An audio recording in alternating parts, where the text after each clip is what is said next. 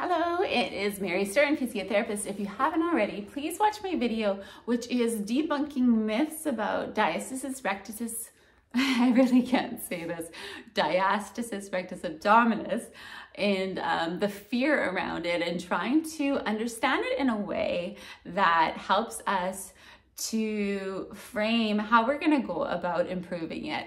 The first thing I want to talk about is alignment. So as we go through some exercises right now, I want you to think about lining up your rib cage so that it is directly aligned with your pelvis. Sometimes you need a little bit of support under your back to do so, but that's really important because it helps us define this relationship to the deeper core. In everything that we're about to do, we're going to find our transverse abdominis. So if you bring your hands to your belly, and if you do this and draw your belly button in, I want you to think about these fibers of muscle that start just under your breastbone all the way to your pubic bone as connecting together and giving yourself support for all of that lower back and even the pelvic region. And so I want you to find that, draw your belly button in, and see if you can maintain breath. And now this is not an easy thing to do. It is actually quite challenging. So I don't want you to feel frustrated when you try that. And you might want to come back to this and watch it a second time and just find that and see if you can breathe. And don't worry about a little bit of excursion of the belly. You just don't want to be up here while you're breathing. And this is something that you need to do repetitively. This is a neuromuscular connection. And with any kind of change in your body, the mapping that you have in your body will sometimes change. So it is perfectly natural and normal for you at first to not find that interconnection. What you don't want to be doing is pushing your belly out. And because the abdominal muscles kind of get smudged together and it is hard to dissociate that idea of the muscles, you might have to practice this a little bit more because you might be using the superficial rectus abdominis to find some core contraction. And if that's the case, we're just going to breathe, and you can get your physiotherapist at home to help you just to find that easy breath and a little bit of core contraction. So we're going to start with breath. I'm going to take you through a few things. You can rewind to go back and stay where you need to stay or progress where you need to go. I will upload a more advanced core flow that won't have me talking through things. I don't want you to go straight to that, but I want there to be something for everyone, and you can certainly try a few things. Know that as we work through everything with our core, looking at the finding that force closure, finding that nice connection so there's no pressure bulge, I want you to monitor on your own what that pressure bulge feels like. So if you need to put your hands on your belly, then do so. And the moment that the belly is kind of drawing out, you might need to just go a step back. Know that that's not an actual step back, that it's a way more advanced way to practice. This is the brain's neuroplasticity in action, which is actually really awesome and exciting. And it's the only way to grow, is from that moment where, okay, I've got it and I can maintain it, and it's a challenge. And then we layer on, and it's a scaffolding. So it's been 8 years for me since I had my DRA. So if it's only been 8 days or 8 weeks for you, know that you really want to give yourself time. Now, do I tell my new postnatal mamas not to do anything? I do not. I do tell them that they can start before the 6 weeks even, just to breathe and find your abdominal breath. So deep breath in, and you're gonna find your belly kind of excursion outward. And as you exhale, just the natural way the pressure works inside the belly, that belly button's gonna draw inward. And sometimes it's hard to find that naturalness. You're gonna watch mine here for a moment. I'm just gonna draw this up a little bit because you'll see that we have that excursion happening all the way, again, from that breastbone, that xiphoid process, to the pubic bone. And what you'll notice when you practice this breath sometimes is that actually it reveals to us a lot of anxiety that we might have. And you might find it kind of difficult to actually let go and let the belly come upward. And it's often my gymnasts, my I hate saying my, it's like, I don't own you. The patients who are gymnasts or have been really into Pilates, where you're really finding that core, or even really into yoga, sometimes for them, it's hard to let go. And just as a side note, that can actually correspond to having a little bit of tone in the pelvic floor too.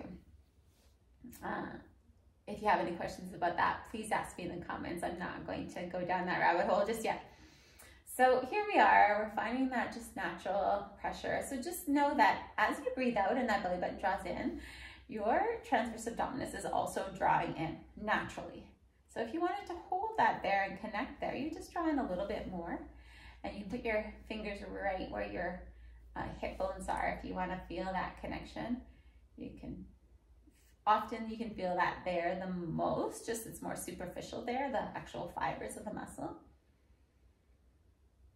And now drawing in, see if you can have 5 breaths as you keep that muscle connection. So notice my belly is still kind of coming in and out, but not as much because I'm staying connected.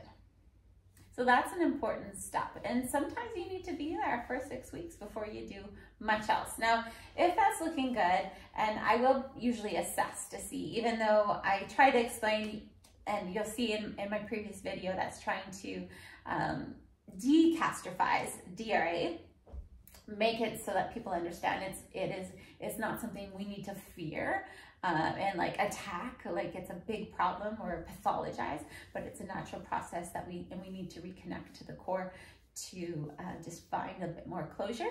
So once we do that, we need to just kind of see where you're at. And so I will often just feel with my fingers, and I will go down and I will see, okay, what's the softness like there?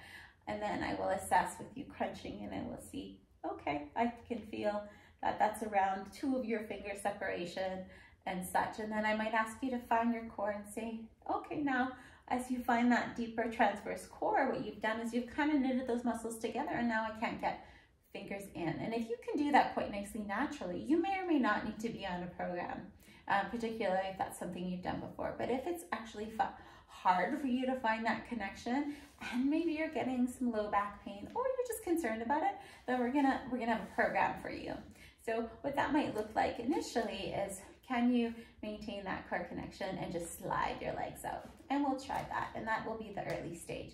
And notice as we slide the legs out, I don't want wobble through here. I want some really nice lumbopelvic stability. So I'm sliding in and out, sliding in and out. Now, if that is looking good already, and I'm noticing that I'm not having that pressure bulge, and I'll often bring this down so that we can see what's happening in that lower core.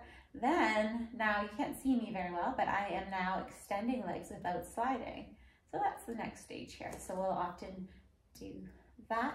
And if I'm seeing someone within, so just so you know, I do sometimes cover at BC Women's within the 6-week period, and that's a public service. So if you're in BC, please tell all the mamas out there that they can have access to this service, whether that is virtually by phone, or if that is in person if you're in the Lower Mainland, no matter which hospital you deliver at. So if I'm seeing these mamas and they're pretty fresh, I often don't get to this stage with them, and that is perfect. That's where we need to be. So coming here, we're often kind of problem solving. How are you getting in and out of bed? How are you making this transition without the belly pushing out? And so sometimes deep breath in, exhale, draw the belly button in, coming off to the side. Inhale, exhale, draw the belly button in and coming up.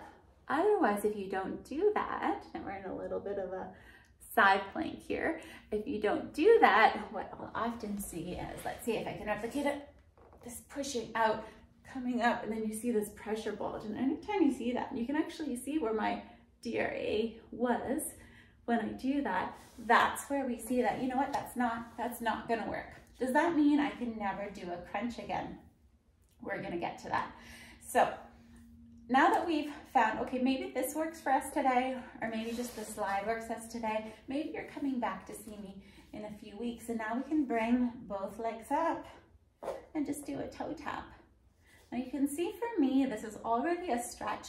Yes, I still have a nice closure, but you can see the pressure is starting. So I may not go too much further than this. I certainly can't still have a longer lever and go all the way down. At this point, that no longer serves me.